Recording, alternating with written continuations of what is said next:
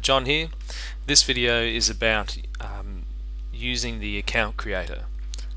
I'm assuming that you've actually validated your software for the account creator and the account verifier, and so once you've done that, then you can start using it.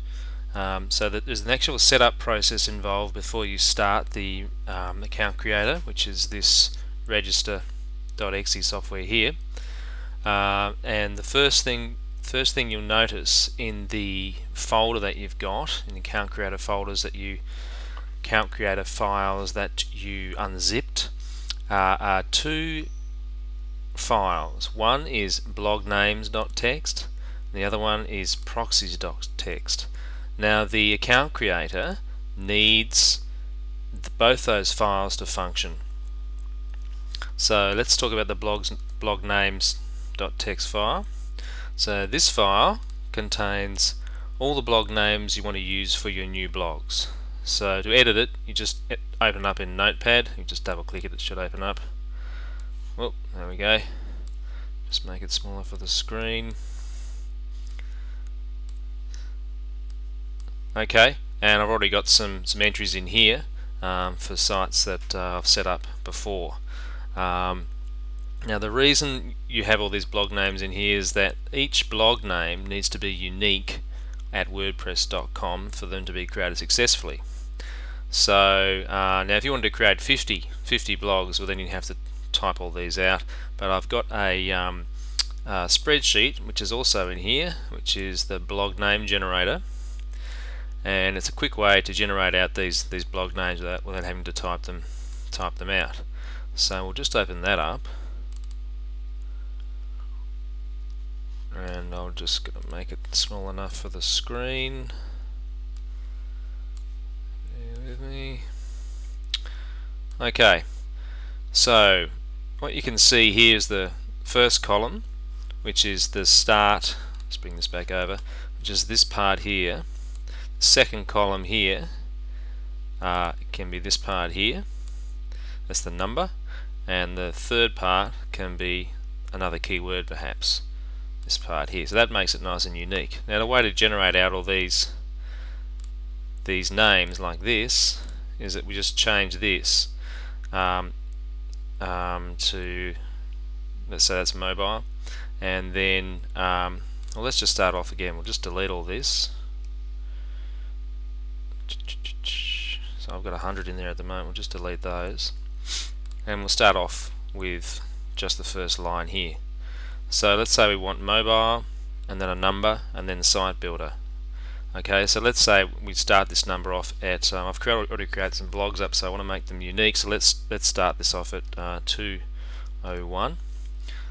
So what we want is mobile 201. See how I just changed that, and let's just change this. Don't change this formula in here, because that concatenates or puts them together, puts all these three things together. Alright, so what we need to do is, let's say we want to create 20 blogs. So what you do is, you see how it goes to a little plus sign, and you click on your mouse and then hold it down, and see how it says mobile in that little tooltip. So we'll go. Let's create 10 mobile. Okay, do the same thing with site builder, like that. And then 201, we want that to go to 202, 203. You see now it's just 201. So if we just put in a 202, highlight both of them, and look at that. How clever is Excel? And then we go all the way down here, and now it says 210. And now all we do, highlight that last thing, go down here, and there we go. So now we've got our blog names. So we copy all the blog names, copy, and we go back to our text file, blognames.txt, copy that into here, and save. Okay, so that's all we need to do. Just save this. That's all we need to do to create the blog names text file. So that's been updated. So you have a look at that. There we go. So these are our new blog names. The next file that we need to attend to is the proxies.txt file. So that's this one here. So again, that's just a text file, opens up in Notepad, and in here you'll see lots of proxies and their ports. So this is the proxy IP address, then there's a semicolon, and then there's the proxy port. Now if you go through the proxy checker video, which is also on this page, I'll show you how to get those proxies, where to get them from, and also how to run them through the proxy checker. And then you just copy them from the proxy checker into this file. I've already done this, so I know that these are good proxies at the moment, haven't been burned out. So then we just save, copy them in, and then save, and now we've got our proxies.txt file. So blog names.txt, proxies.txt. So that's all we need now to start registering blogs. So what we'll do now is we'll double click on this. Slight delay while it checks the licensing server. I've already activated this, so it should pop up, and here it is here. And so it says info required, email. So what it's asking for, I should back up actually. If you don't have a blog names .txt file or a proxies.txt file, you'll get a message to say I can't find it, and then create it please. So I'll just show you that. So let's just change the name of this, because the names have to be correct. So if I go to, and I just start this now, and just checking license, and it's opened up, and there we go, unable to open proxies.txt file. So it needs this file name. The same goes with blog names.txt file. So we'll just change that back to the right name and run it, run register, and it's coming from the other screen, so I'm just dragging it over. So now it's asking me for an email address. So once the files it needs are found, being the blog names text and proxies text, it's asking for the email address to use when creating the blogs. Now what you need to do is you need to enter a Gmail address in here. Now it's important to only enter a Gmail address, as the account creator uses a special trick to get around the WordPress.com requirement for a unique email address for each blog created. So if I just put an email address in here, and I'll explain how that works in a second. So if I put a Gmail address into here, so I'll put in, there we go, and that email address is not the one that's going to be used, but it's a sort of a variation that's going to be used. So I'll click on OK, and then we want a password. Now this is not a password to the email address, this is the password that you want to use for all the WordPress.com accounts. Now that doesn't have to be unique, and so you can just put in any password that you like, but best to put in something that's about 6 characters long and include some numbers, just to make sure that it's a strong password. So if we just put in a password like I don't know, I'll just put some random things in there and a couple of numbers. Alright, so now we'll put that password in. Now what we've come up with is, it says enter email suffix start. And what we have to do is enter an email suffix start number. So the account creator actually now needs a number to start appending to the end of the Gmail address to make it unique, but also to deliver to the same Gmail inbox. Now, so I'll explain how that works. So if I put in here like awesomeimtools@gmail.com and an email suffix start of 2, then what happens is the account creator will now use email addresses like this. Now I'll just paste over this. This is the user guide, which you can probably tell I'm reading to you, but get a bit involved. So here we go. So if we put in awesomeimtools@gmail.com, suffix start 2, the account creator will now use email addresses like this. So say awesomeimtools +2@gmail.com, awesomeimtools +3@gmail.com, and so on. So what happens, what happens is, so it starts from 2. So what happens is that this email address is unique to WordPress, but when it gets to Gmail, it just delivers it to this address because of this plus symbol. That's a very handy trick to use unique email addresses, but all to go to the same inbox.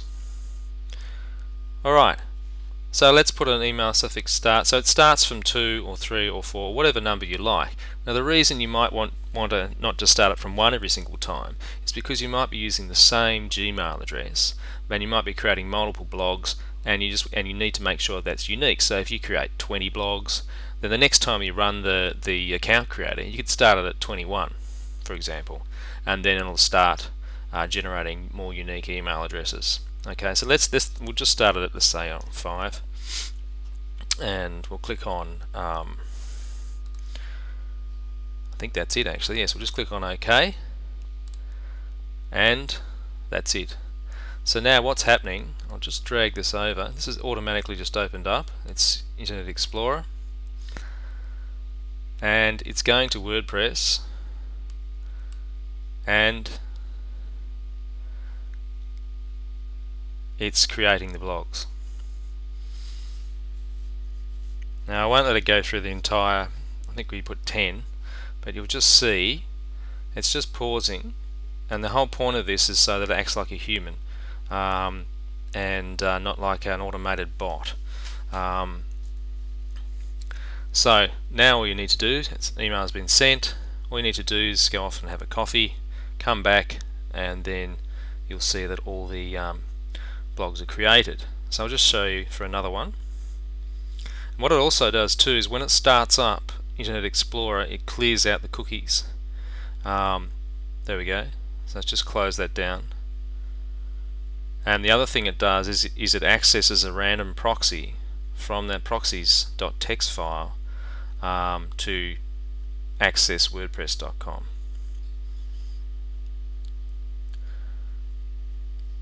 And that's pretty much it.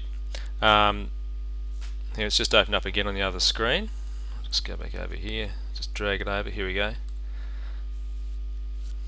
And there we go. Different name and the different email address. You can see that.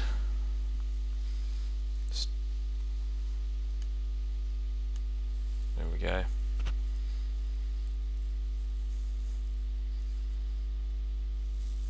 And I'll submit that. An email has been sent, activate your account, blah blah blah blah blah. Okay, so that's pretty much it.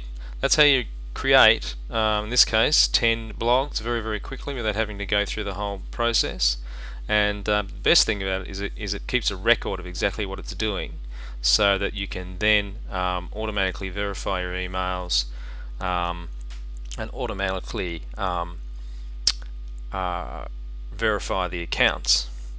But that'll be in the other videos. Okay, thanks. And one thing I've forgot to let you know about is that when it finishes, you see a blogs created box. It says OK. And if you want to finish it earlier, you can actually go down to your. I can't actually go to this part on to my toolbar, but if you go down to your toolbar, you can see things running, and you'll see a little. If you highlight over it, you'll see a little icon in there which says register.exe, and if you can right click it and you can cancel it if you need to. So now what happens though is that all that information that you put in there, it actually remembers all that information, so you can use it in other tools apart from just account creation. So what we have here, it's created this file here called createdblogs.txt. You double click that.